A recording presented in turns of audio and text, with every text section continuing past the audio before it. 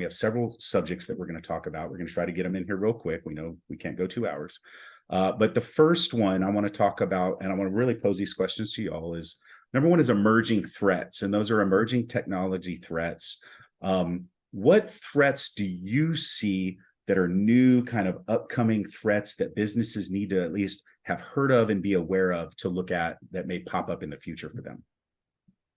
Yeah, it's a great question. So what I would say first is let's just look at the email side of things. I heard an interesting quote earlier today, and I need to kind of delve into it a little bit more. But I heard that, today's world, the threat actor that performs fraud through business email is actually finding it a more lucrative business model than someone who does ransomware. And it's a little bit shift. Now I need to see where those numbers came from and everything. So let's just kind of temper it with that. But the point is that what the email side of things, the threats that are coming through email and the techniques are getting a lot better, and they're getting they look incredibly real. They look incredibly relevant to the person that's involved in the victim of the attack. Yes. And the amounts of money that we're seeing leave the door and that people are, unfortunately losing is continues to grow and grow and grow.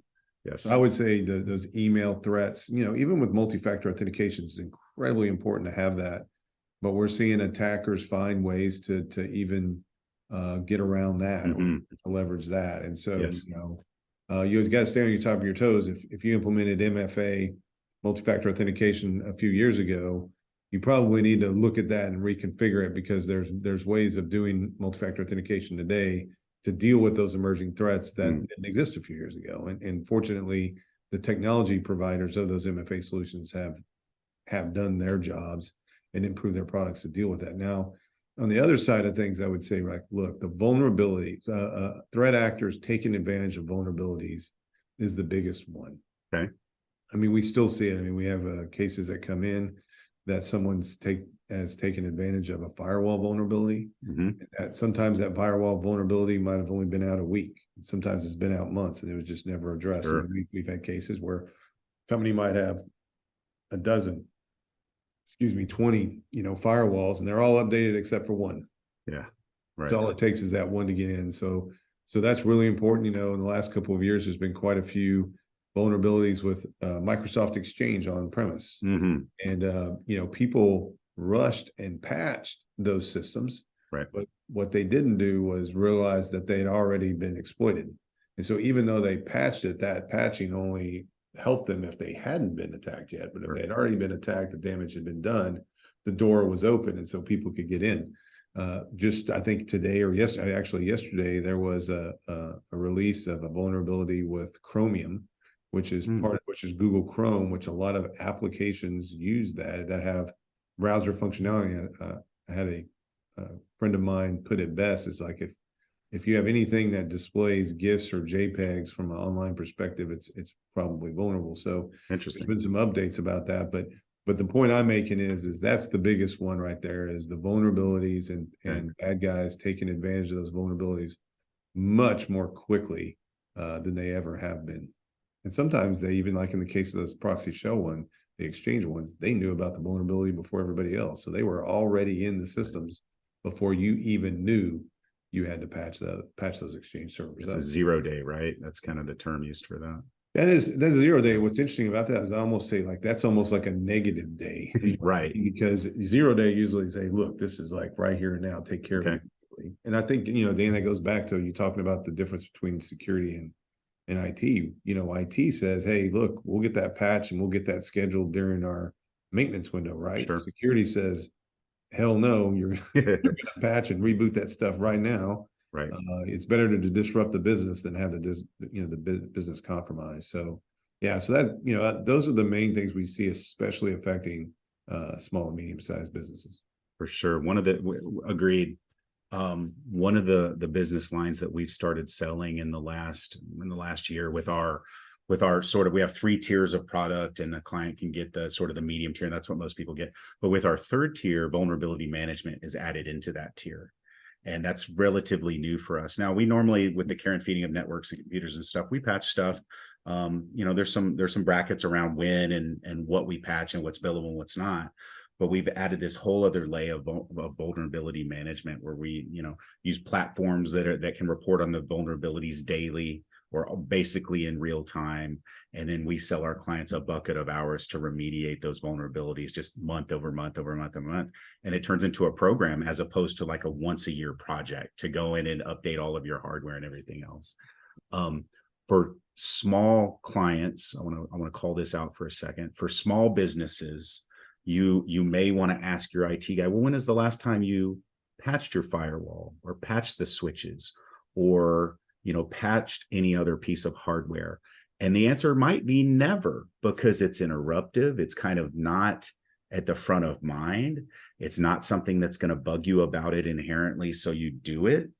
And when you're at a size where you start to consider an MSP, that's one of the big draws for you to move over to an MSP, because we can handle those things and we can understand when they need to be patched and we can patch them and all that stuff. But then to understand the security that's wrapped around all that, that's why we augment with an MSSP. So I would say that vulnerability and email-based attack still, your clients need to be diligent in understanding how those things work and understanding that their systems are being patched for vulnerabilities, or if they're not, evaluate a plan or establish a plan to get those things done, whether that's partnering with somebody like us, pulling a third-party consultant like Solis or anything else. That needs to be front of mind for everybody throughout the next year. I love that feedback. You're exactly right. And we also see real quick, Yes, sir. People have old systems that can't be patched anymore. And one of the things that comes up is, why is that on the network? And a lot of times you find out it doesn't even really, there is a purpose for it. So one of the examples to give, and it's been a while, is we had a company that had its own gas pump, right? Okay. And the system they had that managed that gas pump was like a Windows 7 machine. Sure. And that was the end of life. Yes. By quite some time. We had that, and really but for them to upgrade that workstation, they'd have to upgrade the pump and replace the pump and everything else. So like from a business expense perspective, it was prohibitive. But then you say, well, why the heck is it on the network with everything? Well, that's a good point. It really doesn't need to be. We just need it there. Somebody can walk up to it and deal with that. So when you talk about remediation and mitigation, I mean, a lot of times you can patch and update, but other times, you guys have to go in there and say, no, we need to segment this network differently. And we need to think of things in a different way from the way your network is designed to deal with some of these issues, because it's not always about patching and updating. Yeah, we see the same thing, and we see it a lot in apartment complexes. This is very common. They have a computer that manages the gate that opens in and out from the apartment complex. And that gate software is always, these sort of small manufacturers make it. And it's always on an old computer hidden somewhere in the back that can't be turned off, that can't be upgraded, that's running Windows XP or something crazy. We see that stuff all the time in that environment. And we have to make the decision, okay, can this thing get to the internet? Yes. Why does it need to get to the internet? Normally doesn't. We'll just kind of prevent it from getting to the internet and kind of wall it off a little bit on the network side. But we see the same thing, and it's wild. And we have to come in as consultants and say, okay, why is this here? What's the ramifications of it? And then if we had questions of it, we'd go to y'all, say, okay, here's the security ramifications. Am I looking at this the correct way? And John would pull somebody in, they talk to me and they go, yeah, I think you got it, or take this into consideration. Yeah, that's fascinating. We see the exact same thing. We also see it in manufacturing.